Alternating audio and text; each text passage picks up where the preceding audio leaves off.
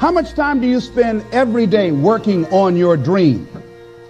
In the last 90 days, how many books have you read? In the last year, what new skill or knowledge have you acquired? What kind of investment have you made in you? You don't want it badder than you want to party. You don't want it as much as you want to be cool. Most of you don't want success as much as you want to sleep. Some of you love sleep more than you love success. And I'm here to tell you today, if you're going to be successful, you gotta be willing to give up sleep. There is no shortcut. There is no hack. There's no sweatless solution. You're gonna have to work. There is always weakness to work on. Always. A lot of them. Why would we allow ourselves to make easy excuses? Why would you allow that? Are you going to make today count? Because that's all you can control. And that's all that matters. It doesn't matter where you start, guys. It doesn't matter what talents you're born with. It's about where you finish. And this race isn't over. It's not over. You could still come in first in the marathon. But you gotta start today. You gotta start now. You have everything you have. Everything you need is inside you. But I realize that doesn't mean just because you don't think you're good enough, doesn't mean you can't be good. Doesn't mean you can't be great. Doesn't mean you can't carry on. But it's not gonna always be like this. Your condition is not your conclusion. Nothing is impossible. So you have to decide before you leave, what's that first thing that's been impossible for you? I want you to attack it and overcome it. Because if you run from the adversity that you're going through today, you'll forever be at that level in which you're going through for the rest of your life. One day you'll look back on your life and appreciate the struggle and have nothing but gratitude for everything that happened along the way. And you come to recognize that in return, you're given the chance to earn the greatest edge of all, and one that can never be taken away. You have enough right now to change your life. You have enough right now to flip this world upside down. You have enough. You got enough power. You got enough anointing. You got enough grace. You got enough patience. You got enough gifting to make your money, get out of debt, get yourself together, and change everything about your world. Realize that you have the ability to make an impact. You have an opportunity to change that story in your head. Put yourself out there, because when you do, amazing things happen. The essence of life is growth. The essence of life is growth, to do the best you can. And here's what's interesting. Humans are the only life form that will do less than they possibly can.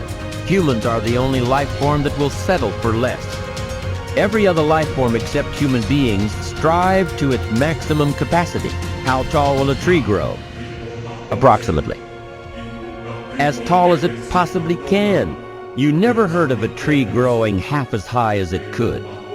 No, trees don't grow half. Trees send their roots down as deep as possible, stretch their limbs up as high as possible, produce every leaf possible and every fruit possible. As a matter of fact, you never heard of a human physically growing half. We keep growing until we're done. Now that's a part of life we can't control. It's genetically coded. And that's probably why we keep growing till we're done. Because we can't control that part. It's the rest of our growing that we control. The growing of our minds, the expansion of our minds, that we can control. And that's what tends to get away from us. All life forms inherently strive to their max except human beings. Now, why wouldn't human beings strive to their maximum possibility? Here's why. Because we've been given the dignity of choice. It makes us different than alligators and trees and birds. The dignity of choice makes us different than all other life forms. And here's the choice: to become part of what we could be, enough to get by, or to become all that we can be. My best advice for you is to choose the all. Earn all you can, make all the friends you can, read as many books as you can, develop as many skills as you can, see as much as possible, do as much as possible, make as much fortune as possible, give as much of it away as possible. The max. There's no life like it. I'm telling you, once I got on track, I've never looked back. Pick up the challenge. Go for it. Take the best of the two easies. Take the route of it's easy to get ahead. It's easy to do all you can. It's easy to succeed. It's easy to have financial freedom. The more you do, the more you get. See, if you're playing it safe, you're not going to win. If you're playing it safe, like that old saying, you know, you were taught when you're a little girl, better to be safe than sorry. Well, that's a bunch of crap. It's not better to be safe than sorry. It's by trying things that you figure out how far you can go. You got to get outside the box. Like it's reported, Edison tried 3,000 ways before he built the incandescent light. He said he didn't fail 3,000 times. He said there was 3,000 different steps to building a light bulb. Well, there's different steps to get to where you're going. And I really do treat winning and losing exactly the same. I do not let it upset me. Do you think that's a big part of why you're so successful? Well, it's part of why I enjoy it. Mm-hmm. Yeah, I think it is, because I'll try anything. Like if I'm into an idea, the idea of losing never enters my mind. See, I have worked with giants. I had the good fortune of working with Sir Edmund Hillary. He was the first man to stand on top of the world. And I worked with him on 3 different occasions. And the only difference in Ed Hillary and Bob Proctor is in his size. Now, he's gone now, but he was a big man. And he shook hands with me. His hand wrapped right around mine. I felt like a dwarf, you know. And talking to him, like it never entered his mind he wouldn't get to the top of the mountain. But he failed in 1951. He failed in 1952. It wasn't until 1953 that he got to the top of the mountain. You know, people had died for centuries trying to do that. But he said, I knew if I could see it in here, I could hold it out here. Stella Mann wrote that in a book. You can see it in your head, you can hold it in your hand. And that's right. And if you're not prepared to lose, you're never going to win, because you're always playing it safe. And there's no reward in that. Dare to go forward. Winston Churchill once said, courage is rightly considered the foremost of the virtues, because upon it all others depend.